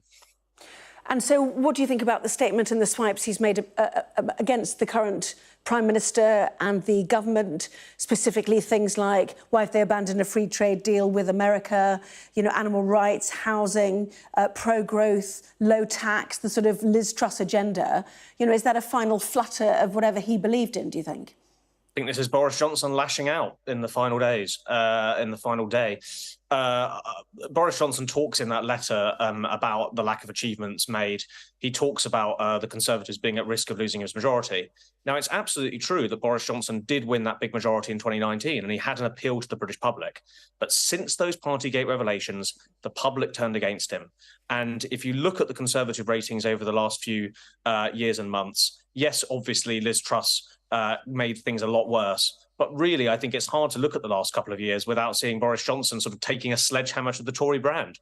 He caused that chaos. There's not much of a legacy for him to talk about, apart from the delivery of Brexit, which 6 in 10 voters feel is going extremely badly. I think that's the situation that we're now in. I do think Sam Coates' analysis is correct, though, that I think this actually gives Rishi Sunak some breathing space.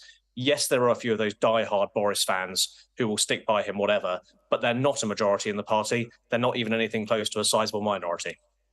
Well, breathing space apart from 2 by-elections to come, which, looking at the polls, won't be pretty for anybody in the Conservative Party.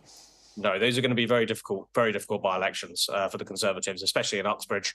I think we can say you can never predict with certainty in British politics, but I think it would be extremely likely for Labour to gain that seat in Uxbridge. Mid-Bedfordshire, a little bit harder for Labour or the Lib Dems to gain it. But if there is some kind of a pact between Labour and the Lib Dems, then yes, we will see that happen. But look, when people are looking at politics and they're looking at the Conservative government, whenever Boris Johnson has popped up over the last few months, it has caused the Conservatives' ratings to fall. If this is truly the end of Boris Johnson, and I think all of the indications are that it is, then that may well finally, for Rishi Sunak, stop happening, and they can focus on actually trying to win the next election. Well, his statement on his legacy: I'm very sorry to leave my wonderful constituency. It's been a huge honour to serve them both as a mayor and MP. I am proud that after what is cumulatively a 15-year stint, I've helped to deliver, among other things, a vast new railway in the Elizabeth line and full funding for a wonderful new state-of-the-art hospital for Hillingdon, where enabling works have already begun. This is the local staff. I'm also hugely proud of all that we achieved in my time as Prime Minister, getting Brexit done, winning the biggest majority for 40 years and delivering the fastest vaccine rollout of any major European country, as well as leading global support for Ukraine. But if this is his political obituary, what do you think it should be? Well, I think, a lot of those things are right. The vaccine rollout was extremely effective. Boris Johnson did lead the world on Ukraine. But as far as the public was concerned, that all changed in 2022. And I think his legacy will inevitably be somebody who won an 80-seat majority for the Conservatives and then proceeded to slowly and methodically throw it away through his own behaviour. And I think that's the real tragedy for the Conservative Party of the last few years. As I say, yes, Liz Truss didn't make matters worse. Yes, Labour getting rid of Corbyn obviously made things better for Labour. But I think that Boris Johnson may well be remembered as the arch saboteur of the Conservative Party, who delivered its biggest victory, but also significantly diminished it. And Alistair Campbell drew parallels with what's happening on the other side of the Atlantic. Proven liar Trump, and he said proven liar Boris, both crying foul and witch hunt. Do you see similarities? I think it's quite different. I think obviously it's a criminal proceedings in the United States against Donald Trump, which obviously makes things different. But we've always seen in our polling that there is a difference between Boris Johnson and Donald Trump's popularity. In America, there is that chunk of 20-30% of voters who will stick by Donald Trump no matter what, even possibly after this indictment today.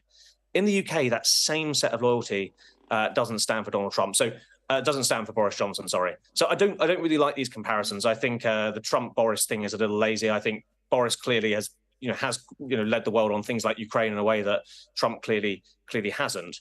But I think the real difference is the level of support that they have. Trump can rely on that enthusiasm from his voters. Boris can't. James Johnson, former special advisor.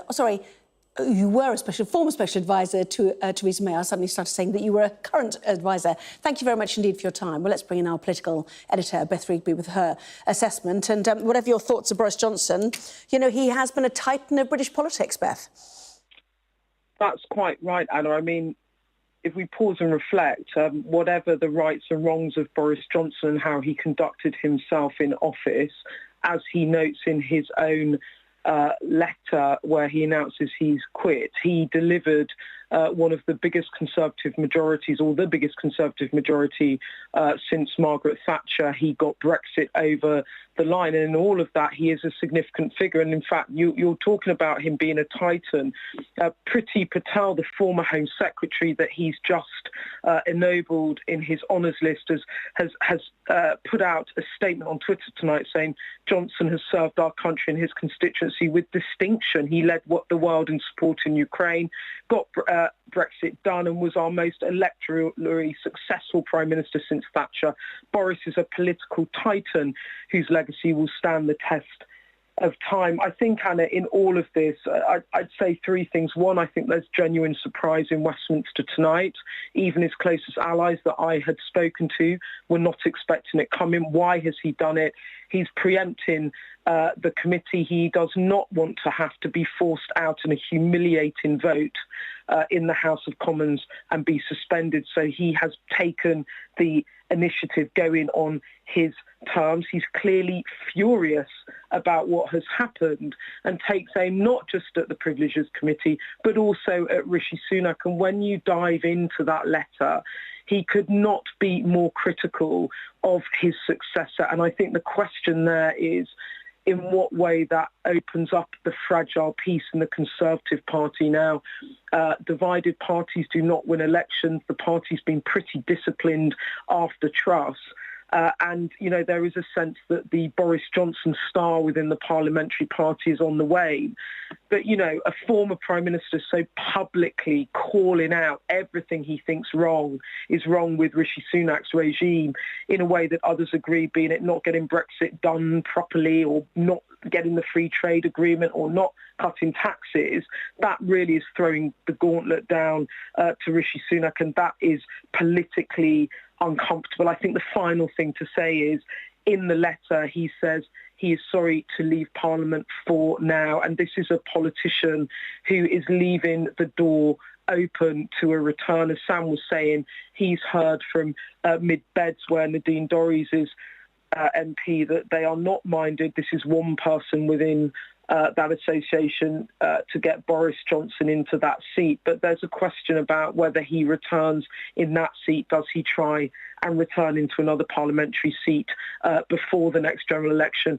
Does he take up a column in the Daily Telegraph and just throw stones in and rocks in from the outside on Rishi Sunak?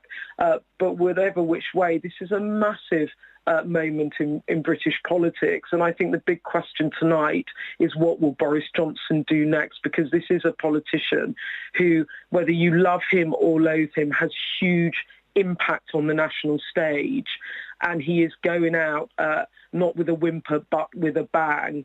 And that is a letter of a politician and an operator who still wants impact and wants to be seen and heard. So I think that this is difficult for Rishi Sunak, given that he put out the honours list in order to try and cement a kind of peace deal with Boris Johnson. And in this resignation letter, Boris Johnson is openly going to war with the Sunak regime.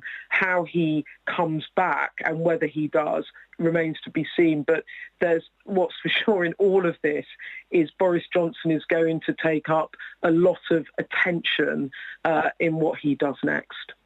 Beth Rigby, our political editor, with her assessment. Thank you very much indeed. So Boris Johnson is resigning as an MP after accusing a Commons investigation into whether he misled Parliament over Partygate of attempting to drive me out, as he put it. He compared the probe to a kangaroo court as he announced his intention to step down as MP for Uxbridge and South Ruislip. Full reaction obviously coming up in Sky News at 10. He believed it was determined to use the proceedings against me to drive me out of Parliament. More to come.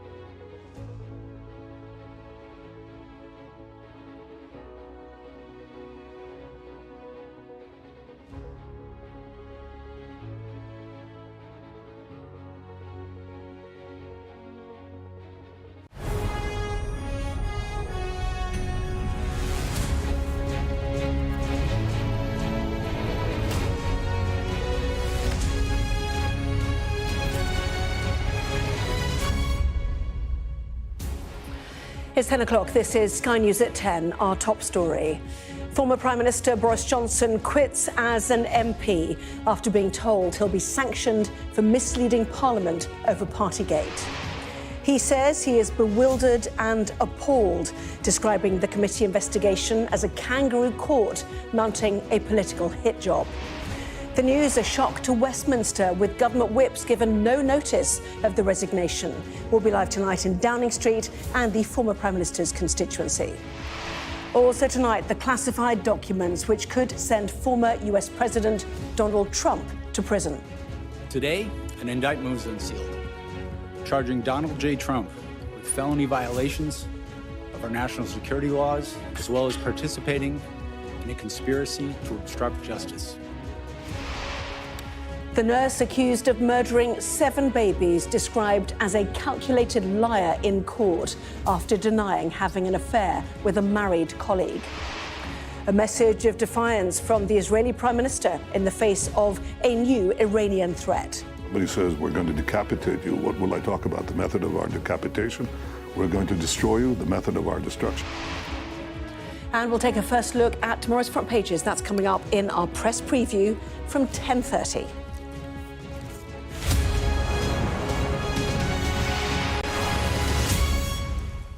Hello there, good evening. The former Prime Minister Boris Johnson angrily resigned as an MP this evening, bringing an end to a colourful and tumultuous political career spanning nearly 2 decades.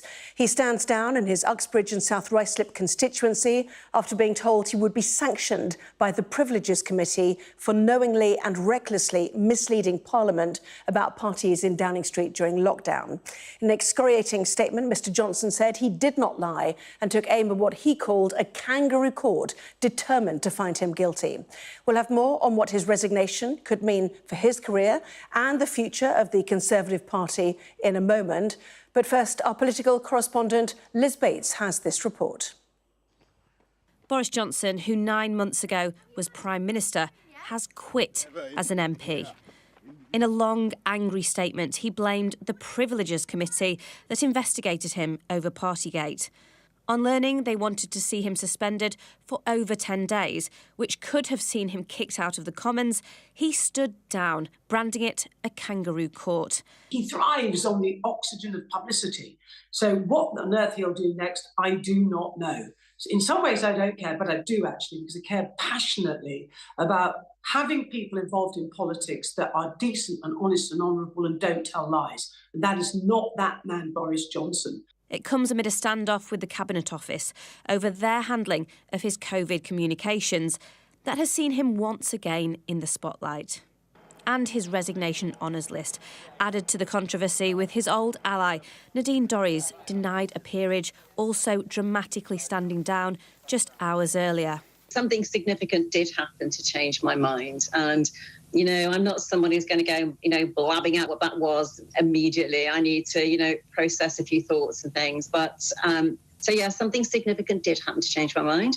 And I did do. And I think it's for the best. I didn't want to cause a by-election, but I've got over myself, frankly. In his statement, he takes aim at the current Prime Minister, his record on Brexit and his party's lack of ambition.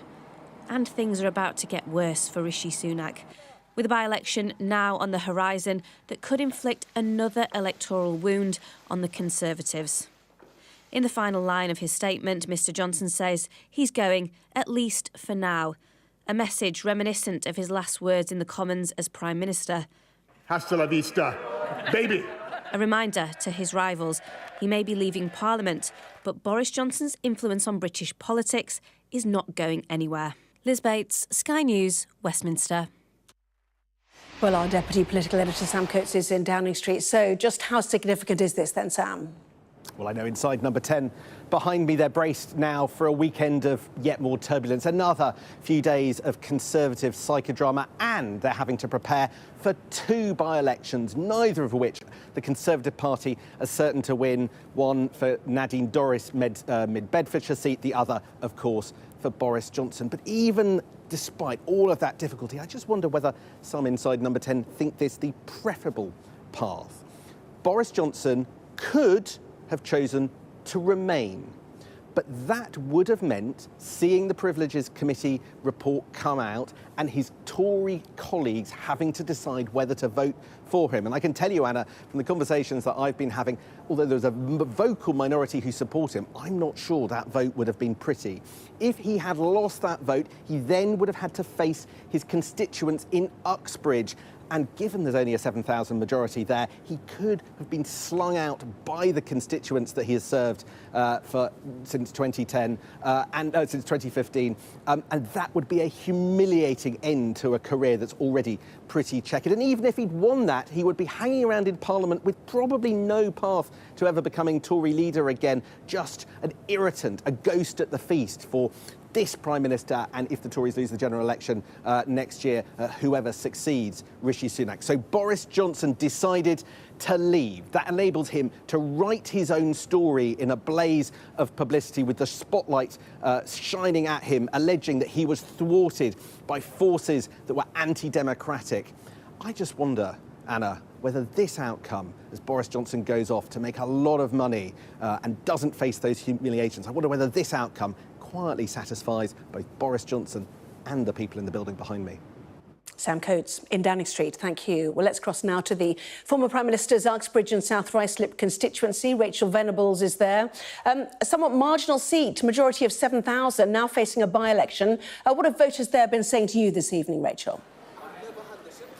Well, I think a considerable amount of shock here in Uxbridge, as it has been throughout the country, reverberating through Whitehall and beyond. Boris Johnson, of course, such a titan of our politics, and of course he's a huge part of the local politics here. He's been the MP for Uxbridge and South Ruislip for a number of years now, but as you mentioned, a marginal seat, so this will have Labour certainly rubbing their hands with glee. This is a seat they had an eye on even in the 2019 elections, though Boris Johnson was able to squeak through with a majority of more than 7,200. That means Labour seems to be in a pretty good position going forwards. This now a seat, of course, a battleground, going to be the source of a by-election. Now I'm here in the town centre on the High Street. Of course, it's a Friday night, and many of the people I've spoken to actually hadn't even heard the news that Boris Johnson had resigned. They're just out enjoying their evening, but all of them expressing shock at the idea that he could step back. Appreciation actually from many of the people I spoke to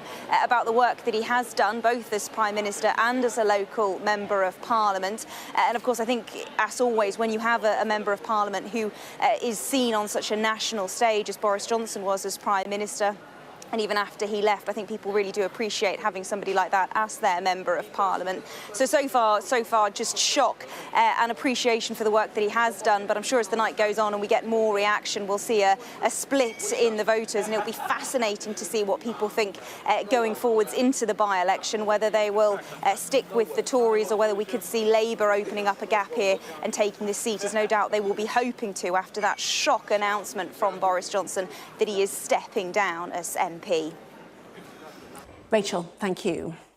Well, plenty of political reaction, as you might imagine, including from the opposition. Here's what the Shadow Attorney General, Emily Thornberry, had to say.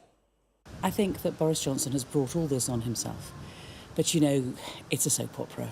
What the public want to know about is who is going to look after their interests, who's going to be actually interested in the cost of living, in looking after our hospitals, in making sure that we fight crime on our streets. That's what should be important, not all this nonsense, not all this chaos, and not all this corruption. Well, an extraordinary statement from Boris Johnson earlier. Let's take a look in more detail at some of it. He said, "I have been an MP since 2001. I take my responsibilities seriously. I did not lie, and I believe that in their hearts the committee know it. But they have willfully chosen to ignore the truth because from the outset their purpose has not been to discover the truth or genuinely to understand what was in my mind when I spoke in the Commons. Their purpose from the beginning has been to find me guilty regardless of the facts. This is the very definition of a kangaroo court. It is very sad to be leaving Parliament, at least for now, but above all, I am bewildered and appalled that I can be forced out anti-democratically by a committee chaired and managed by Harriet Harman with such egregious bias." Well, let's bring in the Tory grandee, Michael Heseltine. Now, your reaction then to this resignation, Mr. Heseltine? Even in his resignation statement, he can't tell the truth. He isn't being forced out anti-democratically. A select committee of the Commons has decided to tell the Commons their views about his behaviour. It is a committee chair with a majority of Conservatives, and it would be the House of Commons that would decide whether he should pay a penalty, not the committee. But the second and overwhelmingly the most important issue here is that this is now a vitally important nail in the Brexit coffin, because Boris lied about Brexit time and time again. Nigel Farage has now admitted that Brexit has failed. And the unforgivable damage to this country that has been done on the basis of those lies is actually incorporated in this one man. His departure is a nail in the Brexit coffin. Well, in saying that, you are actually answering something he put in his statement. I am not alone, he said, in thinking that there is a witch hunt underway to take revenge for Brexit and ultimately to reverse the 2016 referendum result. My removal is the necessary first step, and I believe there has been a concerted attempt to bring it about. Has there? It is preposterous to think that a Conservative committee in the House of Commons is seeking to redress the Brexit issue over the very serious allegations that the Prime Minister lied to the House of Commons. He has played his typical game. He's looked at the report. He knows the damage that it will create. And so he has decided to go and avoid the humiliation of being censored by the Tories in the House of Commons and possibly fighting a by-election that he would lose. It is typical Johnsonian manipulation of the events, and we've seen it time and time again. When Boris Johnson announced his candidature to become Tory leader, you know, the announcement was that he would be like a chair, effectively, in Downing Street should he win. Why was the Tory party incapable of ensuring that happened? There was a recognition that he kind of needed support for this job. Well, the truth is that the Prime Minister is immensely powerful once they have got the job.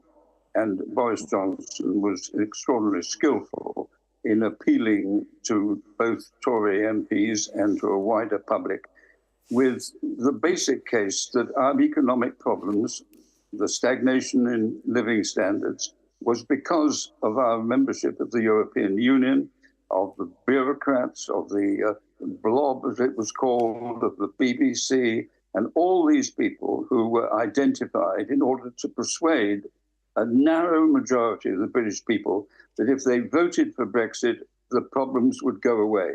The truth is, they haven't gone away. They're getting worse day by day. That anyone who knows anything about what's going on in this country knows that Brexit is a disaster. And the quicker the truth is told to the British people, the better the chance that we'll restore our relationship with Europe. How will people remember Boris Johnson? What is his legacy? His legacy is to have broken the achievement of the Tory governments of the second half of the 20th century.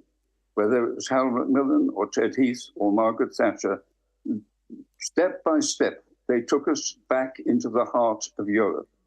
And Boris Johnson, in a total travesty of the real world, fractured that Tory achievement.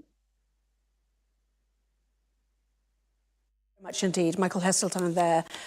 Boris Johnson's statement went on to say, I am afraid I no longer believe that it is any coincidence that Sue Gray, who investigated gatherings in Number 10, is now the Chief of Staff designate of the Labour leader. When I left office last year, the government was only a handful of points behind in the polls. That gap has now massively widened. The statement there of Boris Johnson excoriating as it was in a number of directions. We'll certainly get more reaction to that as it comes in.